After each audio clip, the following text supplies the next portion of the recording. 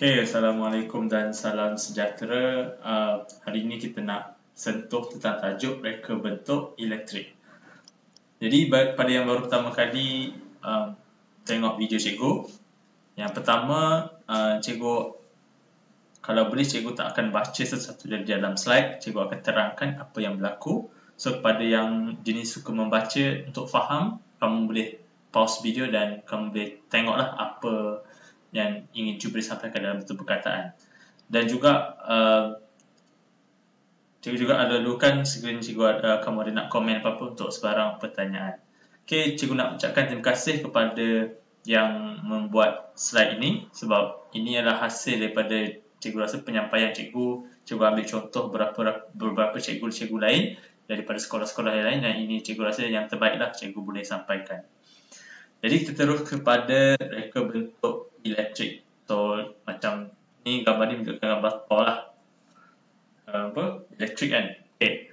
Objektif pembelajaran kita pada hari ini ialah untuk menyatakan elemen elektrik, iaitu sumber, medium, beban dan kawalan. So ada 4 elemen yang kamu kena tahu dalam reka bentuk elektrik. Dan macam mana kamu nak tahu kamu berjaya ke tak? Kamu dapat menyenaraikan 4 elemen utama sistem elektrik dengan tepat, dan juga dapat menghuraikan setiap elemen utama elektrik dengan betul. So kalau kamu tak nampak dekat bahagian kamera cikgu ni, tak apa, cikgu akan terangkan sekiranya tak faham. Okey, cuba kamu bayangkan sebelum kita mulakan pembelajaran, bagaimana keadaan dunia sekiranya tak ada elektrik. Apa kawasan gelap. Bila tak ada elektrik, kamu tak boleh menggunakan teknologi sekarang. Semua teknologi kebanyakannya memerlukan elektrik. Termasuk kamu tengah menonton video sekarang, kamu menggunakan elektrik. Kamu nak menyimpan lama barangan dalam peti, kamu memerlukan elektrik, menggunakan peti sejuk. Lagi, ada banyak benda yang kita tak boleh buat kalau tak ada elektrik. So, apa penting elektrik adalah kita memudahkan kehidupan manusia dengan mudah, dan juga kehidupan kita semakin berkualiti. Bayangkan dengan keadaan sekarang, kita tak ada elektrik. Kita tak boleh untuk berhubung antara satu sama lain. Maka keadaan sekarang akan menjadi lebih susah lah. So contoh padatan elektrik apa dia? Kamu boleh beritahulah apa contoh padatan elektrik. Jadi ada 4 elemen dalam sistem elektrik, iaitu sumber, medium, beban dan kawalan. Jadi apa maksud sumber? Sumber ialah punca tenaga elektrik daripada jana kuasa atau bateri, solar dan sebagainya. So sumber ada 2 jenis sumber. Sumber ni maksudnya dari mana datangnya tenaga elektrik tersebut. Itu sumber. Jadi sumber dari sumber yang boleh diperbarui dengan sumber yang tidak boleh diperbarui. Contoh sumber yang diperbaharui ini adalah sumber yang setelah kita gunakan, dia akan kembali pada keadaan yang asal. Kebanyakannya terdiri daripada benda yang semula jadi, seperti angin, seperti air, seperti sumber matahari dan juga sumber ombak yang berada di bumi kita. Sumber yang tidak diperbaharui ialah sumber yang setelah kamu guna, dia mengambil masa yang lama untuk kamu dapatkan balik. So sumber yang tidak diperbaharui ini setelah kamu guna, kalau habislah. So contoh kebanyakannya benda ni sumber daripada dalam tanah, dalam bumi kita. Contohnya adalah petroleum yang kamu kena cari gali, arang batu, bukan arang dan batu, arang batu, gas dan juga tenaga nuklear. So semua tu adalah sumber yang tidak diperbaharui. Maknanya kalau guna, kamu takkan boleh dapat balik. Kalau diperbarui ini, kamu boleh dapat balik dengan secara semula jadi. So itulah beza dia. So hari ini cikgu akan terangkan tentang sumber. So sumber elektrik, kalau kamu tengok gambar rajah dia adalah angin.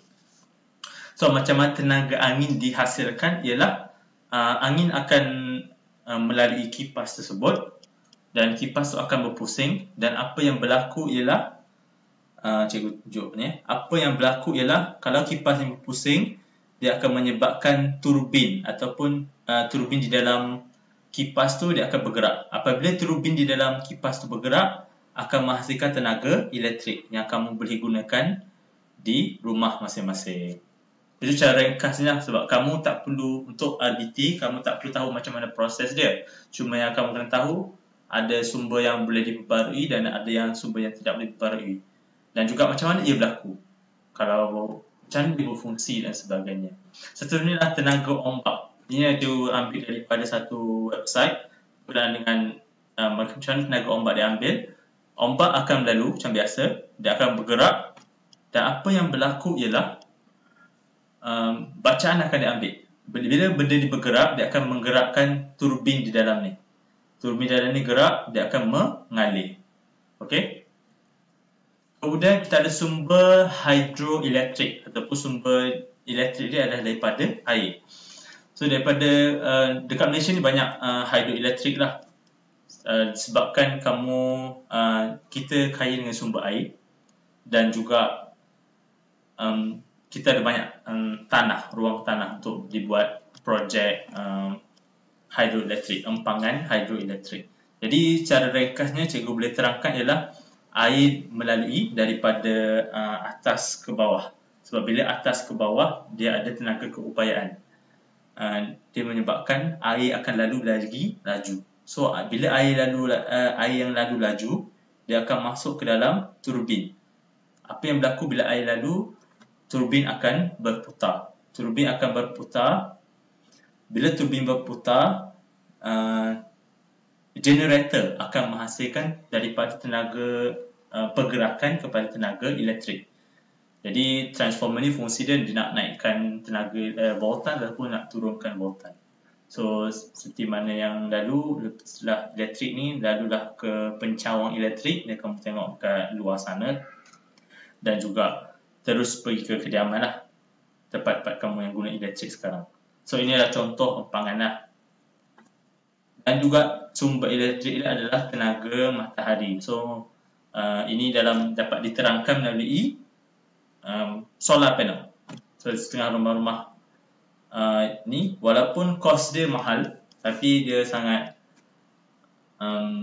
berguna untuk kita lah. Kos dia mahal dan kelebihan dia tak mudah tercemar.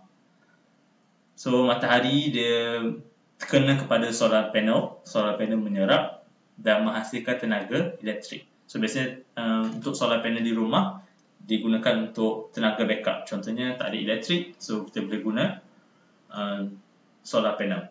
Dan juga kalau waktu siang dia menyerap segala haba, waktu malam tenaga itu digunakan. So mana-mana pun boleh. Okay. So tenaga di rumah, ke mana dia terhasil, matahari kena pada solar panel, dan juga elektrik akan mengalir lah sampailah ke TV yang kamu tengok ni lah. Okay. So itu cara ringkasnya. So ni solar panel banyak ni, tengok contoh dia lah solar panel di luar sana. So boleh gunakan sama ada dekat rumah ataupun tumbuh-tumbuhan.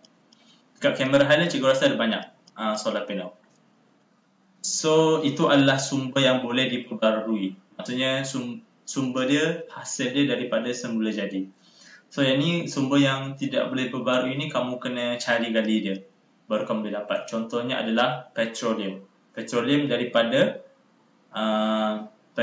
terhasil daripada mendapan tumbuh-tumbuhan dalam jangka masa beratus-ratus tahun, dan daripada bahagian tumbuhan ni terhasillah petroleum. So benda ni memakan masa banyak tahun lah, dan sebab itulah kerajaan sekarang kita nak cuba untuk tukarkan daripada penggunaan petroleum kepada penggunaan yang boleh diperbarui seperti yang cikgu dah terangkan tadi lah. So ini ambil kata ni lah sumber petroleum. Sumber elektrik ada arang batu. Arang batu pada waktu zaman dulu digunakan lah. Apa yang berlaku ialah arang batu ni dibakar. Apabila dibakar, dia akan menghasilkan haba. Haba dia akan menghasilkan tekanan yang tinggi, telah menyebabkan turbin akan bergerak.